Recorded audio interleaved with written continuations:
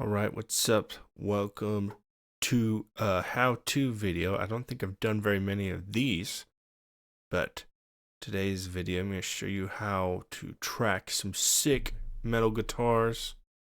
I'm going to be using Thal amp from Old Home Audio.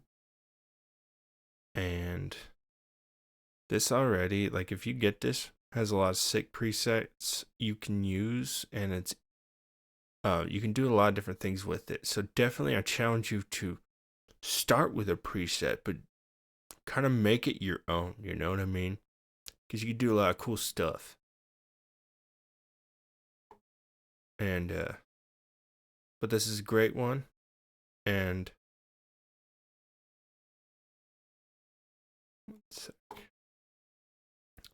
I got a question a while ago about how I get record guitars and stuff. And I don't know, it's pretty common knowledge if you're recorded, like you're a guitarist recording music online, but part of it is pretty simple. It's just tracking two guitars and panning them left and right, and I can show you the difference it makes just doing that. But also, they think, a lot of people are saying nowadays, like, everybody's just using the same tones, and it's partly true because everybody's using like the same amp simulators and stuff like that. But like, guitarists have a lot of options to work with now with all the amp simulators. So branch out, try something different. Don't just use a preset. We have more options than we had before, and people before were using the same stuff. It's no different. So, anyways, just going to show you the difference it makes whenever you just track your guitars, panning them left and right.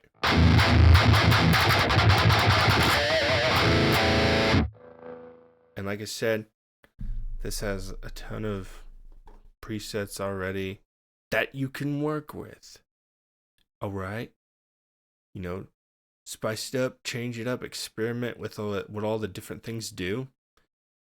This part down here, it usually says kind of like what things do, which is kind of nice with a lot of newer amp sims kind of explain what things do, which is kind of nice. So you can experiment with it and try different things. And the chug knob on this amp is so sick. Sounds so good. I'm actually gonna pick a different preset. It's one I used for one of my songs I released recently.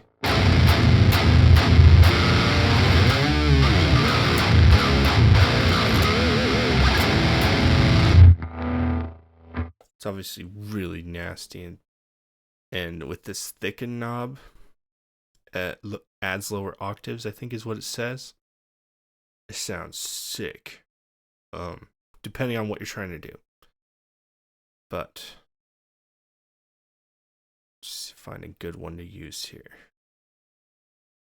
These are all my presets.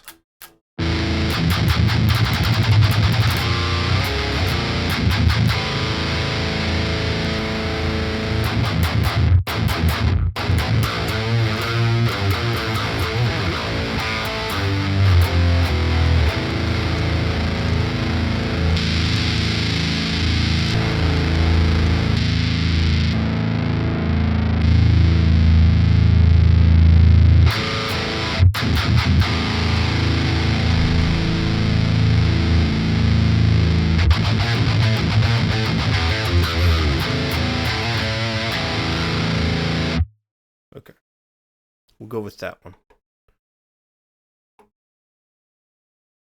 All right, so we just need to come up with a riff, and I'll show you how I record it. Just keep it simple for now. I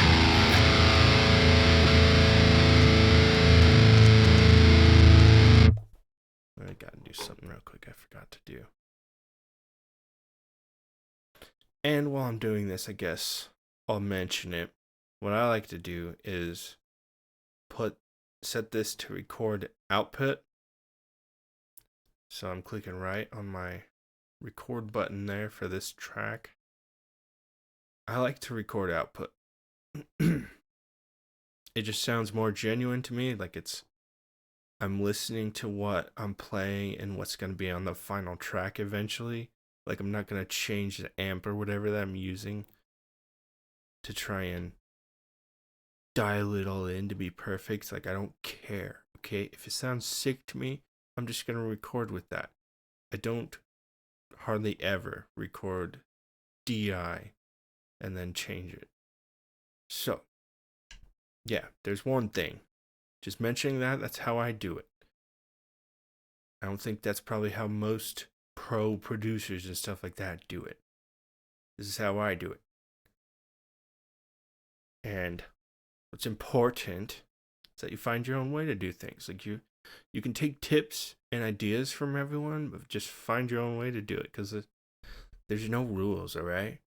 Find your own way to do it. That's part of being creative.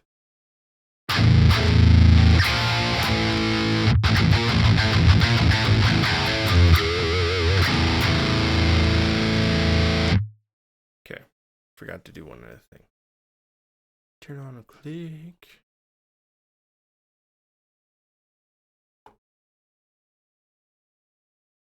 Count in before recording. Still trying to figure out how I can just set that up as my default every time I open a project. I need to look into that.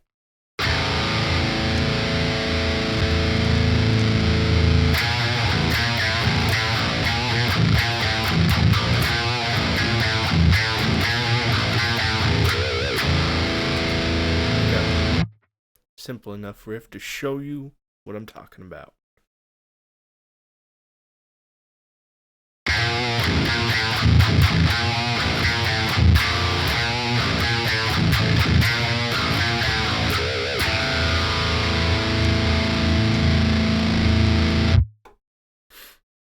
All right.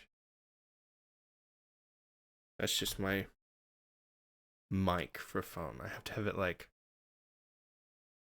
armed so that the audio is going into my computer OBS here where I'm recording with. Anyways, that's not important. I'll put that up there. Okay. Yeah. All right, so there's the first track. This is what it sounds like, just that.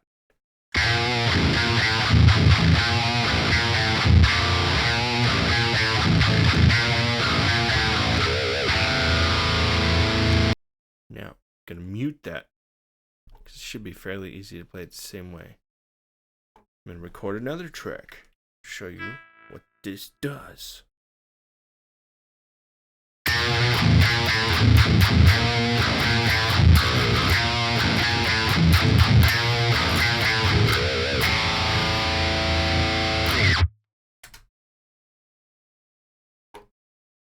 Bada boom bow. Shkaboom. Now, unmute this. Simple. Down here. Look down here. Are you looking? Pan center. No. Pan 100% left. Pan 100% right. Okay. Now listen to this.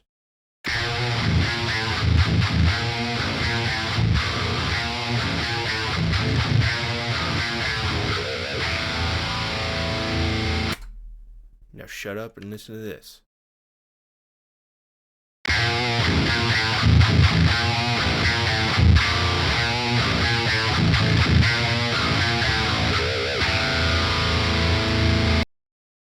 See the difference?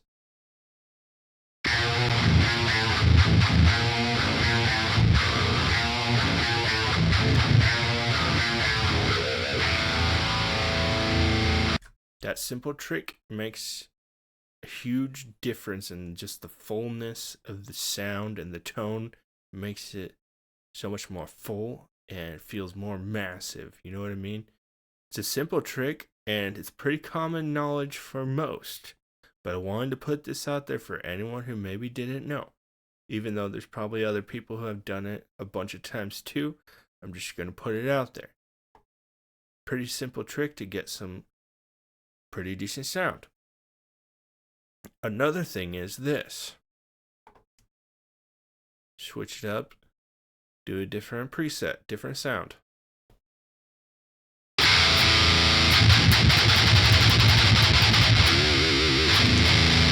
See how that one's like kind of has more higher frequencies.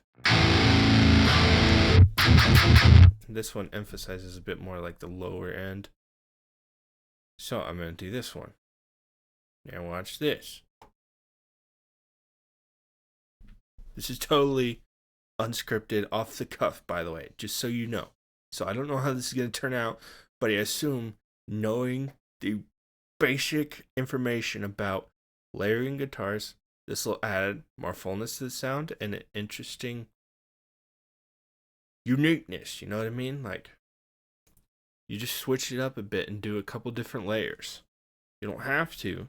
Like, doing just one set of guitars like this sounds sick. And sometimes it's all I do for the rhythm guitar. That with like a sick bass tone, nice. And that's also part of, making a sick guitar tone, is keeping that in mind. Because all the instruments work together too, As a solo artist, that's a little bit harder to think about than with a band. So if you have a band, that's a little bit easier to be mindful of. But if you're a solo artist, that's the things you got to think about. Is that there's going to be other instruments. And as for me, like when I'm writing, I'm kind of just, sometimes I'll have a pretty good idea of how I want to structure the song. Other times it's totally off the cuff. Come up with one riff, come up with another, build the song as I go. That's how I like to do it. It's fun for me, okay? All right? Not how everybody does it. That's how I do it. Anyways, where was I? All right, let's do this riff real quick.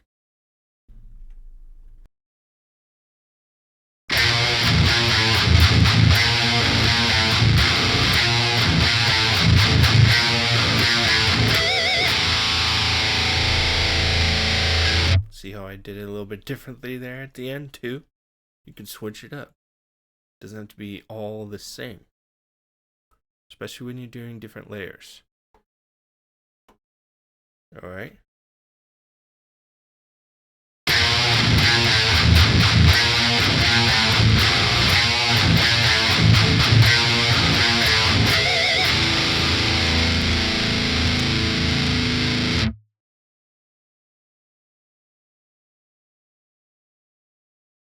Alright. Now, listen to this with just the one guitar where we first started. Alright?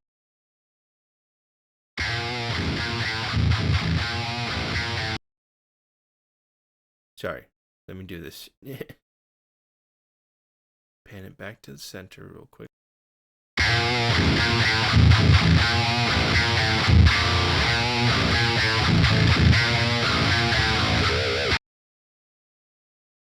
Alright. Now, step back. Listen to it now. Two different sets of guitars.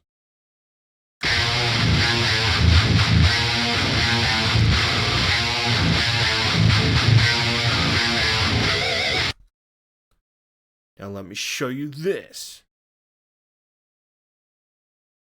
Whoops. Take that riff, repeat it again. Watch this.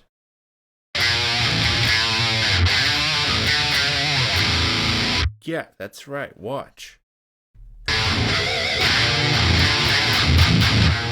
See where you could go with that? You can do different things.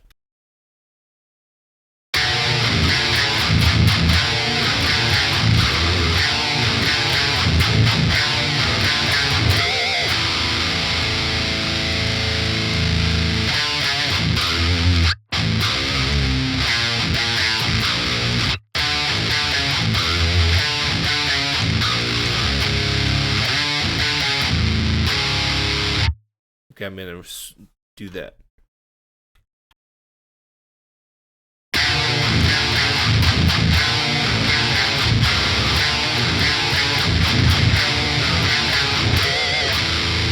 Maybe that didn't sound as good. Who cares? You get the point. You can have different guitars doing different things. And you could do something like pan it a little bit differently. Like you don't have to go all the way that way.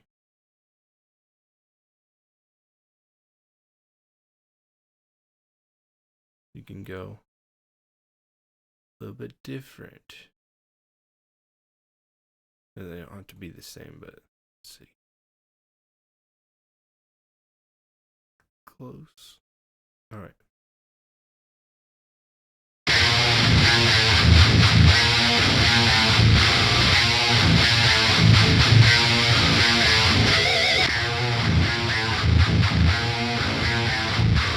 See how that big of a difference it makes just having two sets of guitars versus one?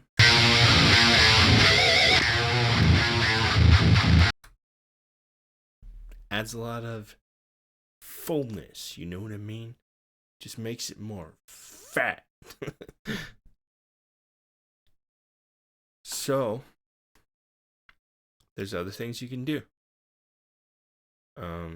You could throw on some EQ and EQ the different parts differently. You can add different things, different effects. You can do a lot of different things.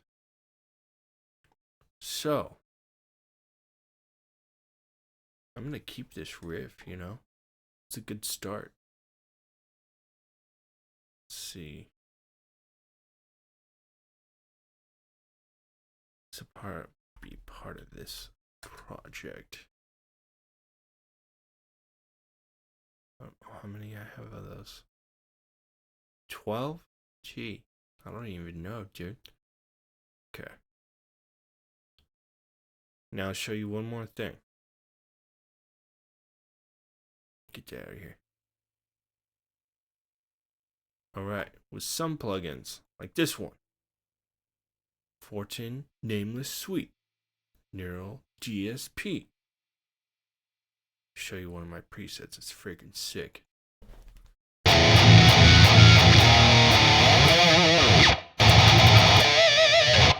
just like how real it sounds. But these have a doubler.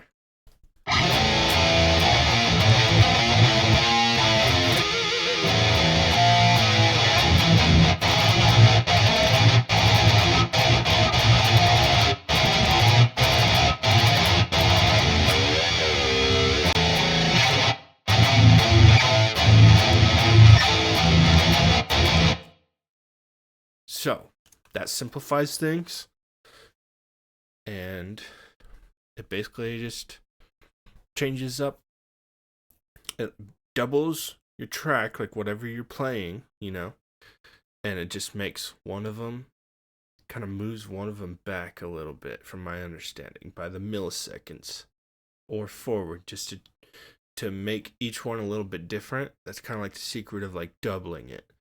So when you're recording two different guitar takes, recording each one left and right together, that fills up the sound, but also doing double take, you know, there's a bit of uniqueness with each one, because the other problem is, here, let me show you what happens when you just take one and you double it.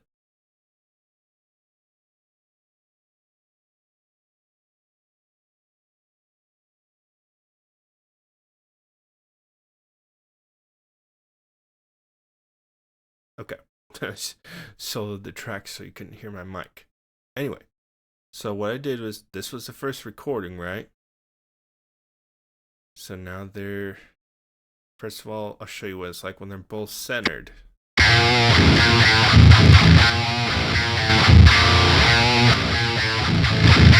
So having both centered is just like turning up the volume when you put two of them, you know, like it's not really doing a whole lot.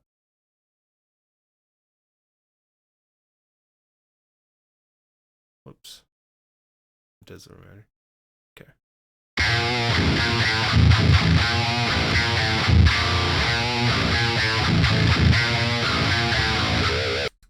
So it's still not doing really anything different. Because, like, listen to this.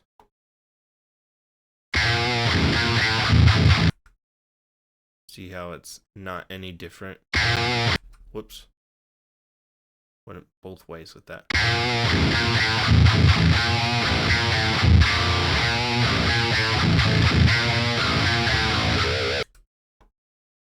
Now, one other thing you could do if you wanted. Let's see. Let's turn off snap. This is basically what that doubler on 410 nameless suite does for you. Change it just a little bit.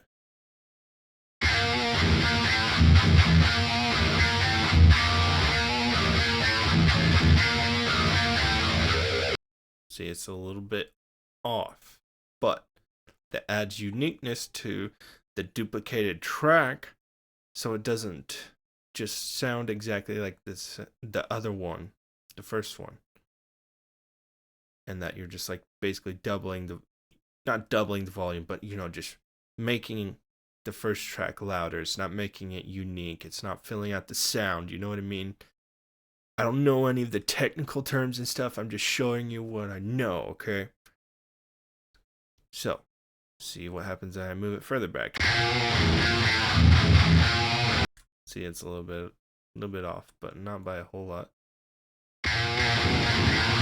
Obviously, that's too far. So you want like somewhere just a little bit.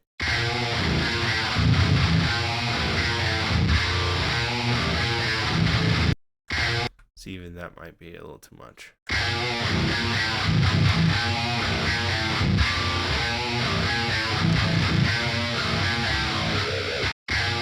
So you see where that gives it a little bit more fullness. So, trying to think if there's anything more to really add to that as far as like just a simple trick of giving your guitars just that extra, filled in sound, if you know what I mean. Like how to just get that heavy, full sound, I think is like the goal of some of the people who have asked me about it. So, pretty simple trick, and there's a couple different ways you can do it. Or you can just grab 410 nameless suite on sale, or however expensive it is without being on sale. Whatever you gotta do,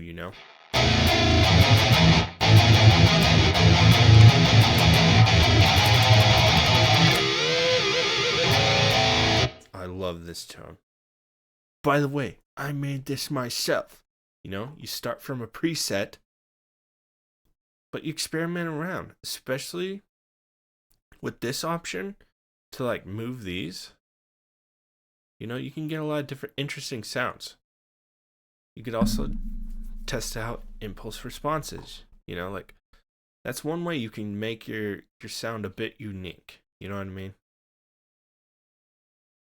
And with this room send option, that kind of makes it sound like it's being recorded in a room, from my understanding.